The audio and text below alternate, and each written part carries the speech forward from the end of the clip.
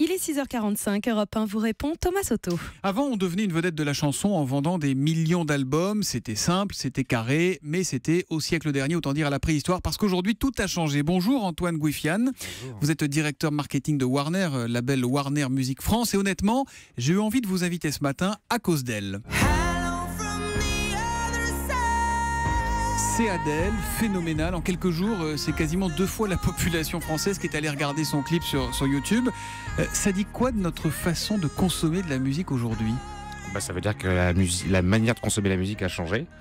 En tout cas, de la découvrir, de l'apprécier, passe maintenant sur des canaux différents que les canaux traditionnels. Alors, le clip est très beau. Il est signé du réalisateur Xavier Dolan qui monte. Est-ce que c'est important aujourd'hui pour vendre de la musique ?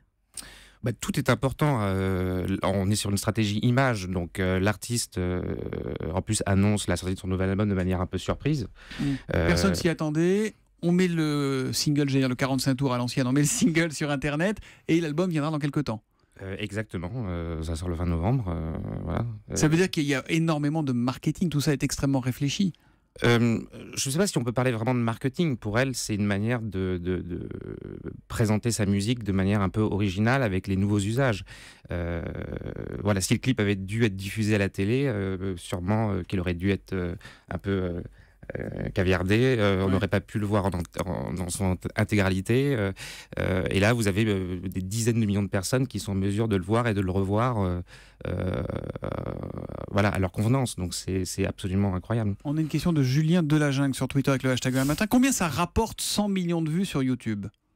Alors c'est une question à laquelle je ne peux pas répondre puisque c'est une question que les gens se posent généralement parce qu'il y a un peu la discussion sur les youtubeurs qui cartonnent avec leur chaîne sur YouTube et qui, en tout cas, gagnent de l'argent en tant que tel. Pour que ça rapporte, il faut que la chanson soit encadrée par de la publicité. Et donc toutes les vues ne sont pas encadrées par la publicité. Il faut que la personne ait regardé la publicité en intégralité, ou en tout cas suffisamment longtemps.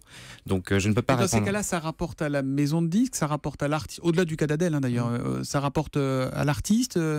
Cette pub-là, bien sûr, c'est partagé. La maison de disques récolte les revenus qui lui sont transférés par YouTube et après, en fonction des contrats, l'artiste touche sa part. Mais encore une fois, c'est pas là où les artistes ou les maisons de disques gagnent de l'argent. Je vous rassure. YouTube, c'est avant tout un canal de promotion. Malheureusement, c'est ça. Économiquement parlant, ça ne rapporte pas d'argent. Alors, qu'est-ce qui rapporte de l'argent aux artistes aujourd'hui ? Par exemple, si on s'abonne sur Deezer, sur du streaming, c'est de la musique qu'on consomme à volonté comme ça, mais sans l'avoir finalement matériellement, ça rapporte aux artistes comme à l'époque quand on achetait un disque, il y avait une partie qui allait...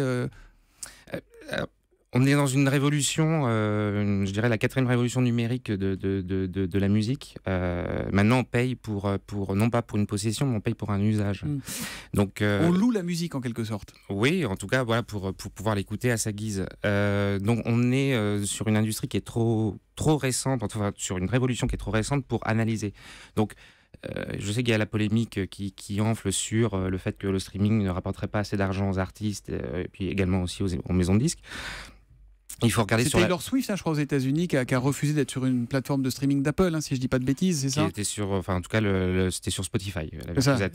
Et qui a dit, on nous paye pas assez, donc nous on n'y va pas. Après, mais encore une fois, on est dans quelque chose de trop récent. Les abonnements streaming datent de quelques années, donc il faut aller sur le long terme. C'est intéressant d'avoir le streaming parce que avant vous sortiez un album, vous étiez sur une durée assez courte. Et après l'album, après la fin de la promotion, vous le trouviez plus en bac ou plus difficilement. Alors que maintenant le streaming, votre album il est disponible, je dirais éternellement. Et même si vous ressortez un autre album, vous pouvez revenir sur le catalogue précédent et l'écouter.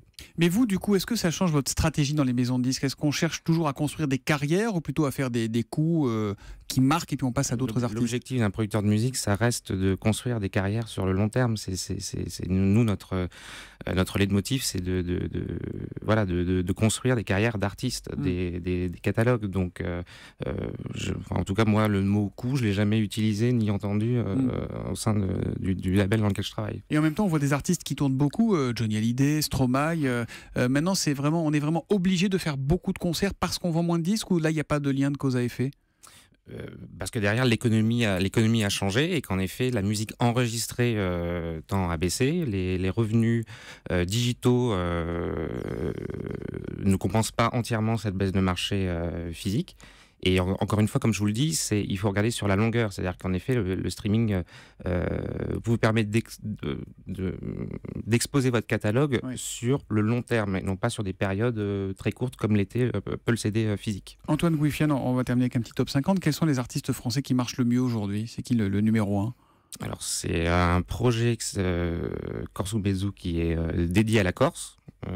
C'est avec Patrick Fiori et Patrick Bruel, c'est ça? Tout à fait. Mais la semaine prochaine, ça devrait, en tout cas, les chiffres de demain devraient peut-être changer le top, parce qu'il y a un artiste qui arrive, qui s'appelle Kinvey, qui est un artiste de pop reggae très très très connu, qui a sorti un nouvel album.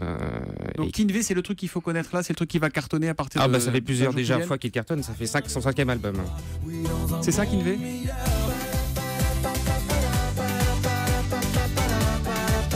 C'est plus pour le rythme que pour les paroles, là, visiblement. Et alors, Corso, je crois qu'on l'a aussi retrouvé, à ce dont vous nous parliez, le numéro 1 du moment. C'est beau, ça. Un peu polyphonique corse, tout ça. Alors, on voit qu'on est sur un marché éclectique, hein, vous voyez, vous avez un projet conceptuel corse, et puis après vous avez de la pop reggae fédératrice, voilà. Mais après vous avez plein d'autres choses dans le top, c'est ça qui est extraordinaire en France, c'est qu'on est sur un marché vraiment éclectique. Vous avez une jeune artiste classique qui a été découverte sur l'émission Prodige de France 2 qui s'appelle Camille, vous avez un best-of de Scheim, voilà, vous avez vraiment un marché unique au monde. Camille, c'est les 4 saisons là qu'on entend?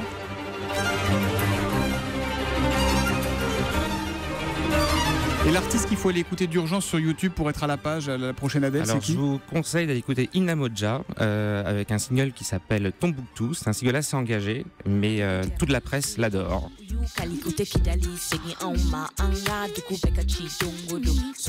Voilà, donc c'est avec ces quelques notes d'Inna Modja et Tombouctou qu'on vous remercie d'être venu nous voir ce matin, Antoine Gouifiane. Je rappelle que vous êtes directeur marketing de Warner, label Warner Music France. Merci, bonne journée à vous. Merci.